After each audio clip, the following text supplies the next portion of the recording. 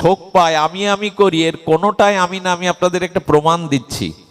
আমাদের দেহটা 5টা উপাদান দিয়ে তৈরি। প্রপঞ্চ কি কি?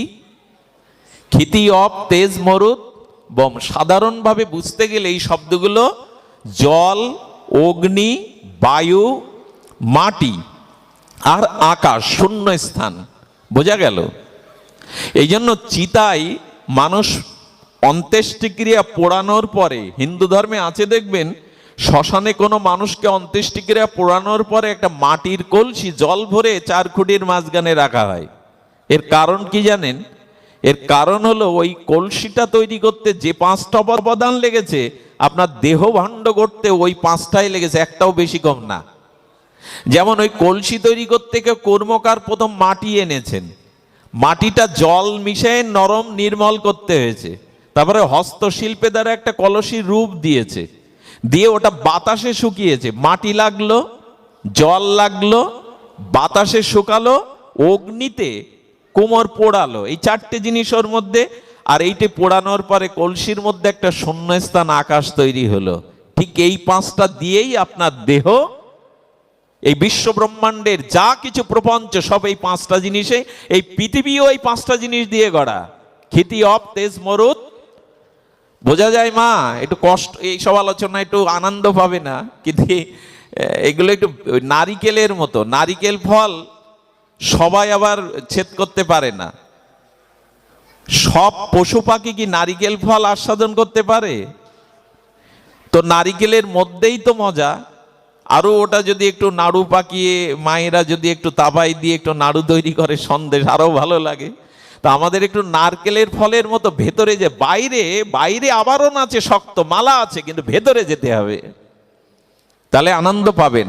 শুধু লীলা কথা বলে, শুধু আবেগ সৃষ্টি করলে আমরা পথ এগোতে পারবো না। আমাদের এই দর্শনে এগোতে হবে যে এই 5টা জিনিস দিয়েই আমাদের দেহটা তৈরি হয়েছে। ওই কলসি আর আমার দেহ ভাণ্ড। এই জন্য ওই 4টি খুঁটি শ্মশানে থাকবে কেন? 6টা 8টা থাকতে পারতো। হলো ধর্মত্ব, কাম, মোক্ষ, এই 4টে সংসারের মধ্যে এই মাটির ঘট রূপে। আচ্ছা, জলটা ভরে দেয় কেন? জল হলো জীবনের প্রতীক। আত্মার জলই তো জীবন, সৃষ্টির প্রথম উপাদান। এই জন্য জল ভরে দেয়া হয় যে তোমার দেহ ভাণ্ডে যেমন আত্মা ছিল, তেমন এই কলসির মধ্যে জল ভরে আত্মার স্বরূপ দেওয়া হলো। তুমি এই ধর্মাত্ম কাম্যক্য সংসারের মাঝে ছিলে। আচ্ছা, একজন কলসিটা ভেঙে দেয় পেছন ফিরে না সামনের দিকে তাকিয়ে? পেছন ফিরে দেয় কেন? এই কুড়োলটা হলো কালের প্রতীক, মৃত্যুর প্রতীক। মৃত্যু কখনো সাল তারিখ জানিয়ে তোমার কাছে আসবেন। এই জন্য পেছন দিয়ে ওই কুড়ালটা হলো মৃত্যুর প্রতীক, আর পেছন দিয়ে ভাঙার অর্থ হলো মৃত্যু তোমার সাল তারিখ জানিয়ে কখনো আসবেন। আমি গতদিন বলেছিলাম, ভোপালের রাস্তা দিয়ে এক ভদ্রলোক শিল্পপতি প্রাইভেট কার থেকে নেমে রোড পার হচ্ছেন। ওই ভোপাল থেকে, জঙ্গল থেকে একটা বড় চিল, বনচিল, একটা বিষাক্ত সর্প, তাকে নিয়ে ওই সে পায়ে করে নিয়ে যাচ্ছে, তাকে মেরে খাবে। চিল তো শত্রু সাপের। সাপটা নাড়াচাড়া করতে গিয়ে ওই ফুটপাত পার হওয়া শিল্পপতির ঘাড়ে পড়লো। নাড়াচাড়া করছিল সাপটা, ওইখানেই দংশন করলো, ওইখানেই উনি মারা গেল। বলুন তো, কত পরিকল্পনা নিয়ে গাড়ি, নিজের প্রাইভেট পাজরা জিপ থেকে নেমে যাচ্ছিলেন অফিসে, আর যাওয়া। এবং অদ্ভুত হলো, সাপটা পড়ে যাওয়ার পর চিল আবার ছো মেরে তাকে নিয়েই মেরে ফেললো। সাল তারিখ জানিয়ে আসবে না। কিন্তু আমি যে তত্ত্ব কথা বলছিলাম, এটি জানার পরে আপনি মৃত্যুকেই উল্টে আহ্বান করে বলবেন, আমি প্রস্তুত আছি, তুমি এসো।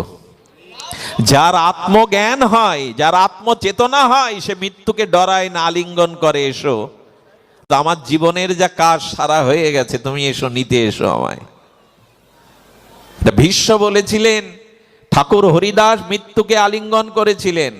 অনেক সাধু মহাপুরুষরা মৃত্যুকে আহ্বান করে, আমার সমস্ত কাজ এখানে সম্পন্ন, আমি যাওয়ার জন্য পূর্ণ প্রস্তুত, তুমি এসো। এই কথাই বলতে হবে আমাদের, কারণ মৃত্যুকে জয় করবার জন্যই এই ভাগবত পাঠ।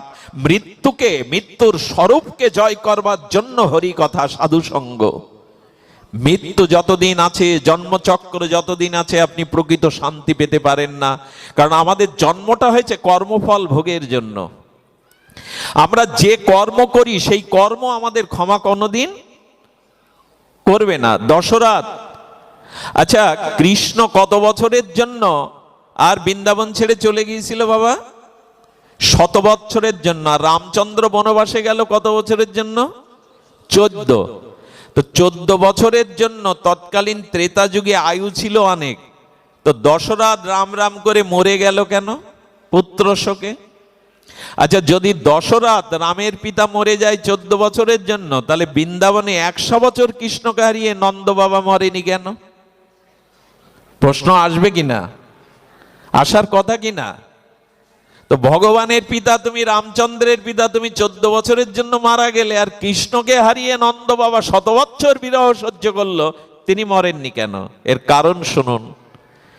স্বামী রামসুখ দাস বা রামচরিতে মানসে আমাদের মহাত্মা জানিয়েছেন যে এর কারণটা কি। কৌশল্যা বলছেন রাম 14 বছরের জন্য গেছে, 14 বছর দেখতে দেখতে যাবে। আপনি মাটিতে লুটিয়ে পড়ে কাঁদছেন কেন মহারাজ? আপনার শোকের কি আছে? আপনি দশরথ, আপনি রামের পিতা, 14 বছর তো দেখতে দেখতেই চলে যাবে, আপনি উঠুন। বললেন কৌশল্যা আমি চোখে দেখতে পাচ্ছি না। বললেন তার মানে? আপনি আমাকে দেখতে পাচ্ছেন না? বললেন না। আপনি সরজু নদী দেখতে পাচ্ছেন না? অদর্যা দেখতে পাচ্ছেন না? বললেন না। তবে একটা জিনিস কেবল দেখছি, আর কিছু দেখতে পাচ্ছি না। এরকম হয় নাকি? একজন ব্যক্তি একটা জিনিস দেখবে আর জগতের কিছু দেখবে না, সে তো তাহলে অন্ধ না? বললেন আপনি কি দেখতে পাচ্ছেন বলুন? বলে আমি অদর্যা, সরজু নদী, আকাশ, তোমাকে দেখতে পাচ্ছি না। দেখতে পাচ্ছি শব্দভেদী বাণে যেদিন সিন্ধুকে আমি বধ করেছিলাম অন্ধমণির পুত্রকে, সেই অন্ধ পিতা আমাকে অভিশাপ দিয়েছিল তোমাকেও পুত্র শোকে আমার মতো মরতে হবে। সেই দৃশ্যটাই কেবল আমার মনে পড়ছে। ভগবানের পিতা দশরথ, যিনি সন্দিনী শক্তি, তাকেও অভিশাপ ছাড়লো বাবা, তাকেও ছেড়ে দিল। কর্ম কাউকে ফল ছাড়া, কর্ম ক্ষয়, ফল ছাড়া কর্ম কাউকে।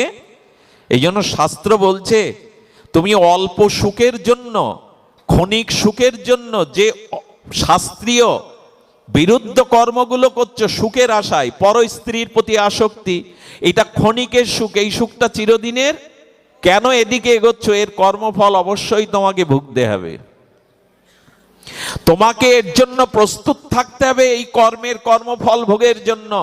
ক্ষণিক সুখের দিকে দৃষ্টি দিও না, অখণ্ড সুখের দিকে দৃষ্টি দাও। সেই অখণ্ড পরমানন্দ সুখ আছে একমাত্র আত্মাতে, ভগবানে। এই পৃথিবীর কোন বস্তুতেই খণ্ডিত সুখ ছাড়া অখণ্ড সুখ। আচ্ছা আপনাকে যদি বলা হয়, দেখবেন সুখ, আমি স্ত্রী স্ত্রী করে পাগল হলাম, আমার স্ত্রীর গুণ আছে, রূপ আছে, পাগল হলাম। শাস্ত্র কি বলছে জানেন? নারী আর নারী এ তোমার নয়, নারী। আচ্ছা ডাক্তার এসে মুমূর্ষ রোগীকে নারী দেখে মুখ কালো করে কি বলে? অন্ধকার করে, নারী আর নারীও থাকবে না, নারীও থাকবে না। চৌকাট পর্যন্ত গেল স্ত্রী, তোমার মরার পরে যাবে তো সাথে। তুমি যে কর্ম করেছো সেই কর্মফল স্ত্রী নেবে তো, ভাগ নেবে তো। এত কেন মোহ?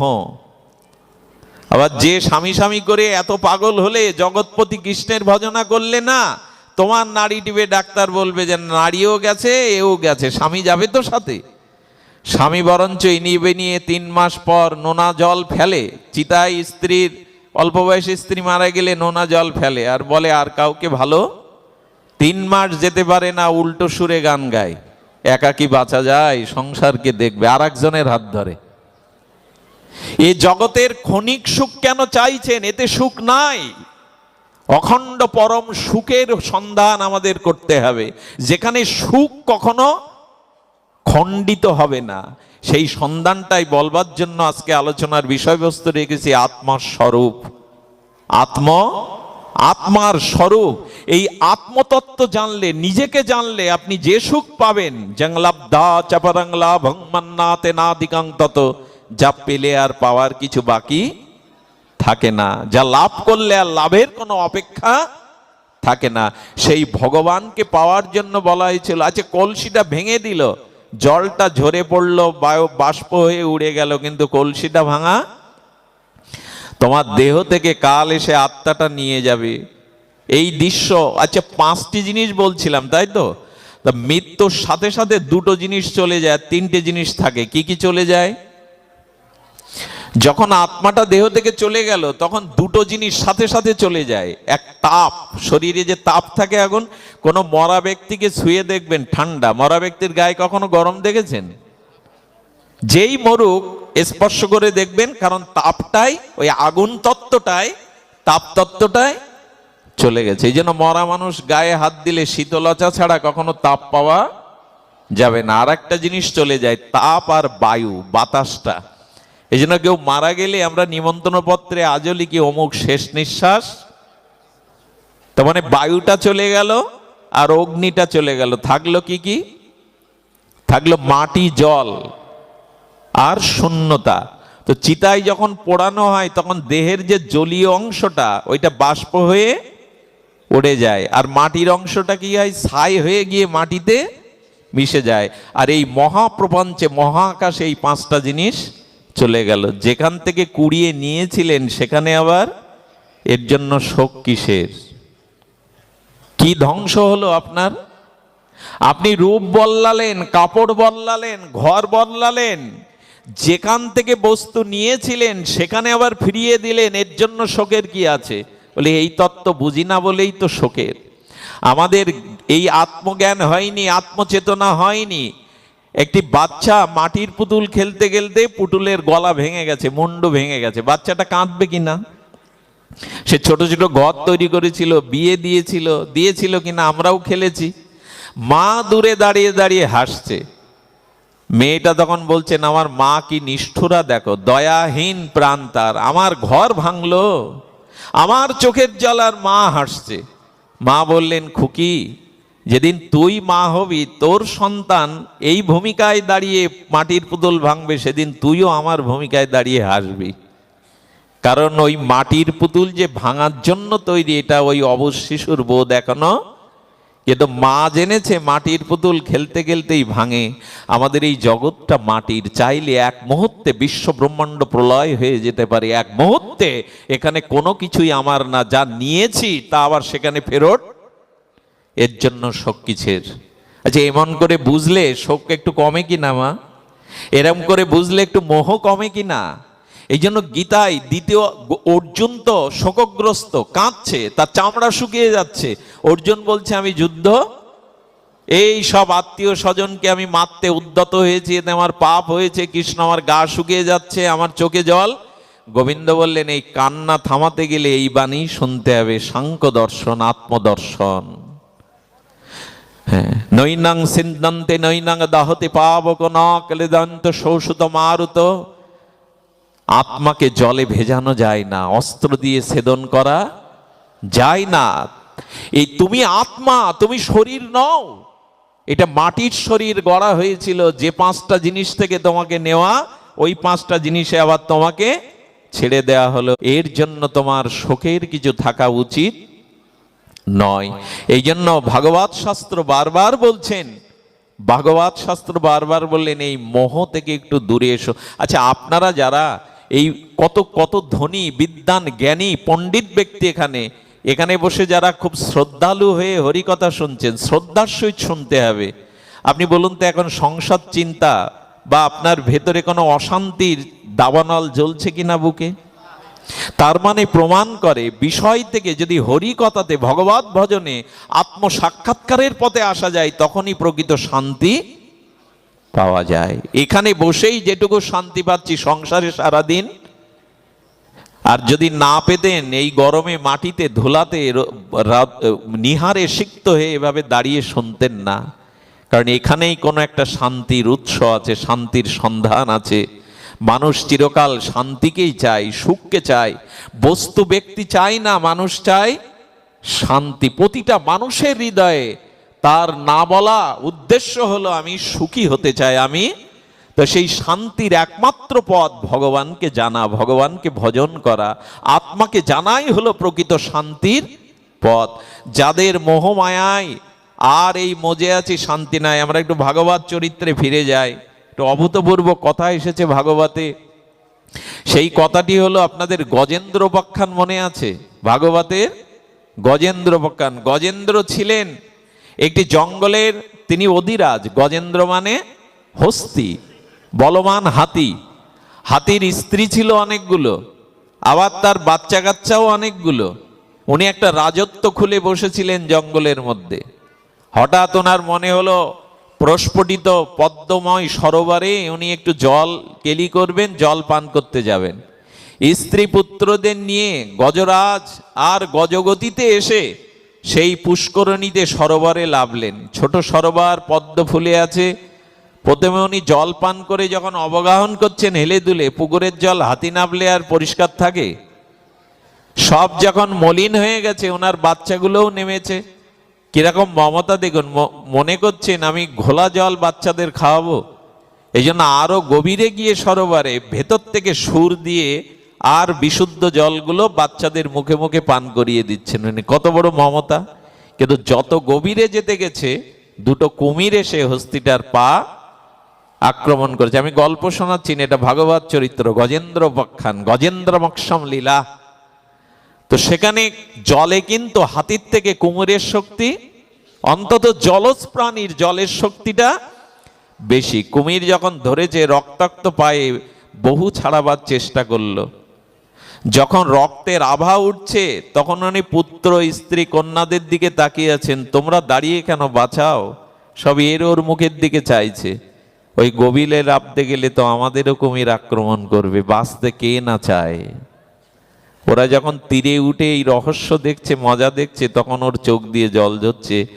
আমি এই গভীর সরোবরের তলদেশ থেকে সুরে করে জল করে বাচ্চাদের পান করাচ্ছিলাম, ঘোলা জল উপরে বলে। তারাই আমার মৃত্যু দেখছে, কিন্তু এই হলো জগতের পরিণাম। জানেন, এই জগতের পরিণাম যদি ঠিক ঠিক বুঝতে পারেন, আপনার সামনে আয়না দিয়ে দেখানো হয়, এই জগতের প্রতি আপনার প্রকৃত আসক্তি থাকবার কথা না।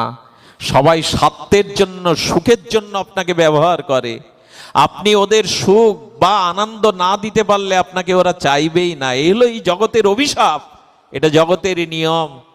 দাঁড়িয়ে দাঁড়িয়ে হস্তি কাঁদছে আর বললেন, এদের 1-2 দিন প্রতিপালন করেছি, এই হলো সংসার, এই হলো সংসারের চিত্র। যখন সন্ধ্যা নেমে আসছে, হাতিগুলো নিরাপদ স্থানে যাওয়ার জন্য সবাই সেখান থেকে কেটে পড়ল। হাতিটা তখন যখন শেষ অবস্থা, টানতে টানতে মৃত্যুময় অবস্থা, তখন মনে পড়ল, কেউ যখন থাকে না তখন একজন আছে আমার জীবনে। কেহ যখন নাই, যার কেহ নাই তুমি আছো তার। এ সংসারে যার কেহ নাই, তার জন্য একজন হাত বাড়িয়ে আছে, ইনি দীন ও দয়াল পরমেশ্বর ভগবান। হাতিটা তখন সুর দিয়ে মনে করলো, প্রভু, যাদের আপন ভেবেছিলাম তারা এই চরম সংকটের দিনে কেউ আমার বলে পরিচয় দিল না। এই সংসারের নিয়মই এই। উনি এই সুরটা উঁচু করে আর ভগবানের নাম জানেন না তো ডাকছেন, হে পরমেশ্বর, হে অনাদির আদি, কৃপা করে আমায় রক্ষা করো। আচ্ছা, উনি তো কারোর নাম ধরে ডাকলেন না, হে বিশ্বেশ্বর, হে অনাদির আদি কুলমালিক, হে বিশ্ব ব্রহ্মাণ্ডের কুলমালিক, আমায় রক্ষা করো। ভগবানের নাম হচ্ছে জানে না, কিন্তু বিশ্বেশ্বরকে ডাকলেন। দেবতা অন্য কেউ আসেনি, সঙ্গে সঙ্গে নারায়ণ গরুরের পিঠে উঠে, আর তিনি ওই যখনই নাম ধরে ডাকেনি কিন্তু ঈশ্বরের শরণাপন্ন হয়েছেন, ভগবান গরুরের পিঠে উঠে আর বিলাসমূর্তি নারায়ণ নেমে আসছেন। বলছেন, গরুর, তোমার যে গতি, এই গতি থাকলে আমি ভক্তকে রক্ষা করতে পারবো না। উনি গরুর থেকে ঝাঁপ দিয়ে দিয়েছেন সরোবরে। এই হলো করুণা ঘন ভগবান।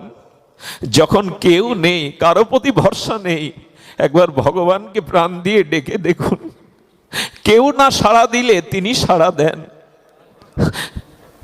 কেমন জানেন, আমরা এই পাঠ করে, আপনারা পাঠ শ্রবণ করে বাড়ি যেতে কারো 2-3টে, আমাদের তো 5টা বাজতে পারে। ওই 4টে-5টার সময় বাড়ি যাওয়ার পরে ভগবান কি বলবে জানেন? আমার কথা শুনে এসছো, আমার কথা কীর্তন করে এসছো, এখন তুমি ঘুমাও, আমি পাহারাদার হয়ে তোমার শরীরকে পাহারা দিচ্ছি। আমি যদি ঘুমাই তোমার ঘুম আর কোনো কালে হবে না। আমায় বলতে পারেন, কে আমার নিকটে আছে? হাসপাতালে শুয়ে থাকলে মা 3 রাত্রির পরে মাও কখনো অজান্তে ঘুমিয়ে পড়ে সন্তানের শয্যায়। স্ত্রী 2 রাত্রি কেন 1 রাত্রিও জাগতে পারে না, তার মাথা যন্ত্রণা করে, হাসপাতালের গন্ধ সহ্য করতে পারে না। আর বন্ধু বান্ধবরা 2 কেজি ফল নিয়ে বন্ধু ভালো হয়ে যাবে আশ্বাস বাণী দিয়ে চলে আসে, 1 ঘন্টার বেশি থাকে না। ভগবান বললেন, আমি তোমাকে ঘুম পাড়িয়ে তোমার হৃদয়ে জেগে থাকি, কারণ আমি ঘুমালে তোমার ঘুম আর ভাঙবে না। আমি যদি ঘুমাই তোমার ঘুম আর এই জগতে ভাঙবে না। তাই আমি পাহারাদার হয়ে তোমার ভেতরে জেগে তোমাকে ঘুম পাড়াই। পাবেন এত আপনজনকে? এই জন্য ভগবানের থেকে সংসারে অন্য কেউ যদি আপন থাকে, আপনার জীবন ছিন্ন ভিন্ন হতে বাধ্য। ভগবানের থেকে কাউকে আপন ভাবতে যাবেন না। সত্তার থেকে আপন কেউ নাই, তাহলে জীবন ছিন্ন ভিন্ন হয়ে যাবে। তুমি একমাত্র প্রিয়। পরম গজেন্দ্রের জন্য গরুরকে ছেড়ে দিলেন ভগবান, ঝাঁপিয়ে পড়লেন। আর লক্ষ্মী দেবী চিন্তা করলেন, যে ভক্ত ভগবানকে ডাকে আমি তাকে ঐশ্বর্য দেই। লক্ষ্মী দেবীর কমল যে পদ্ম ফুলটা হাতে ছিল ওইটা ছুড়ে দিয়েছেন হাতির সামনে। হাতি বলছে, কি দেব তোমায়? আমার তো হাতও নাই, আমি কি তোমায় দেব? লক্ষ্মীর দেওয়া সেই পদ্ম ফুলটা সুরে করে ভগবানের চরণে দিয়ে দিয়ে বললেন, রক্ষা করো। ভগবান সুদর্শন চক্র দিয়ে আর কুমির 2 জনকে তুললেন, আর 2 জনকে উপরে তুলে সুদর্শন চক্রের দ্বারা কুমির বধ হয়ে গেল। গজেন্দ্র, এই গজেন্দ্র পূর্বজন্মে ছিল ইন্দ্রদুম্ন রাজা।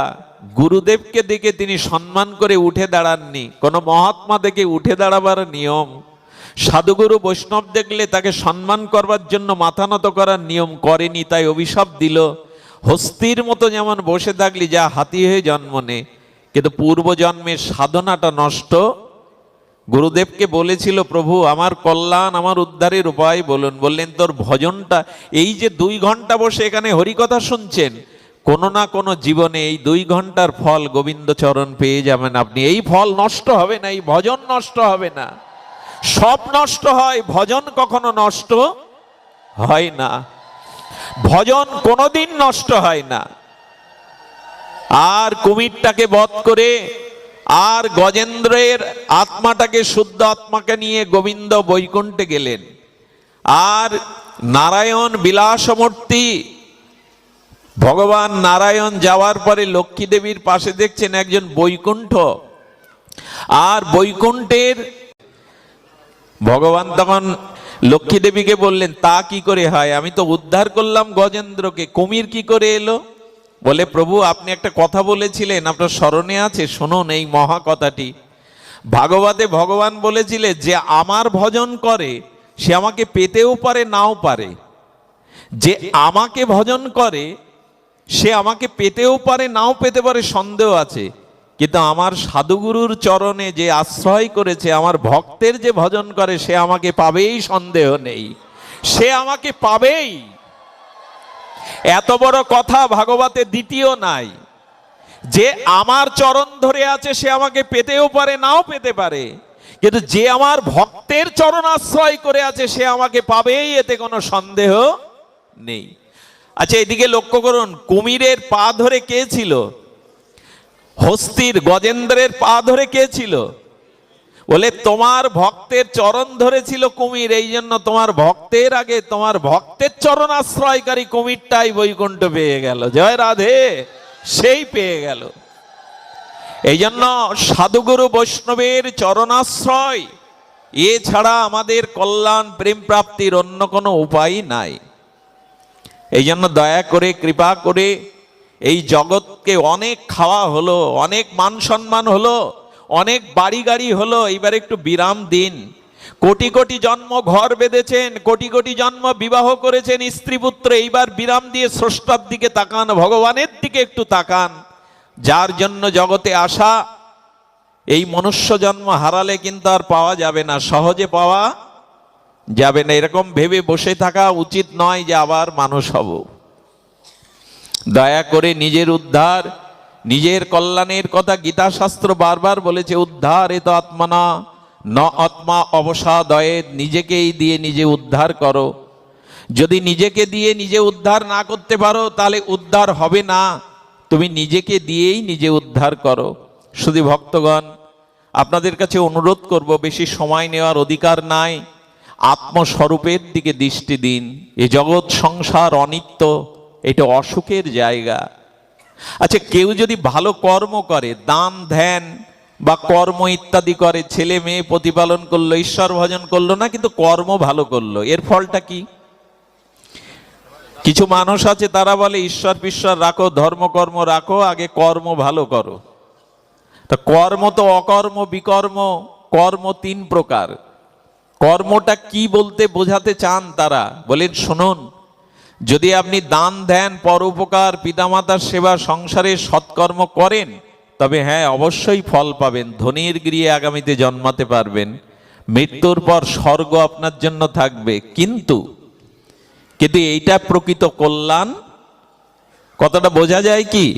অনেকেই আছেন ঈশ্বর পিশ্বর রাখো, হরি হরি করবো না কি তোমার মতো নেচে গিয়ে, আমি ওইসব করি না, আমি কর্ম করি। একদল মানুষের এরকম কথা আছে, তারা ঈশ্বর ভজন সাধনের গুরুত্ব না দিয়ে বলে কর্ম করেই আমি। হ্যাঁ, প্রতিটি ক্রিয়ার একটি প্রতিক্রিয়া আছে।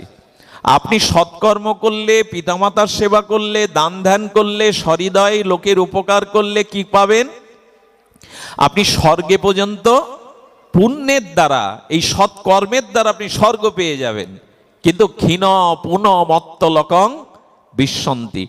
আপনি বাংলাদেশ থেকে আর আপনি 20-25 লাখ টাকা নিয়ে আমেরিকায় গেলেন। আচ্ছা, ওইখানে ভালো হোটেলে উঠলেন, বেড়ানে চাড়ানো বিমানে উঠলেন, পয়সা খরচ হবে কিনা? 20-25 লাখ যখন ফুরিয়ে গেল, তখন আর ওখানে থাকতে পারবেন? ভিসা ফুরিয়ে গেলে ওই সরকার থাকতে দেবে আপনার?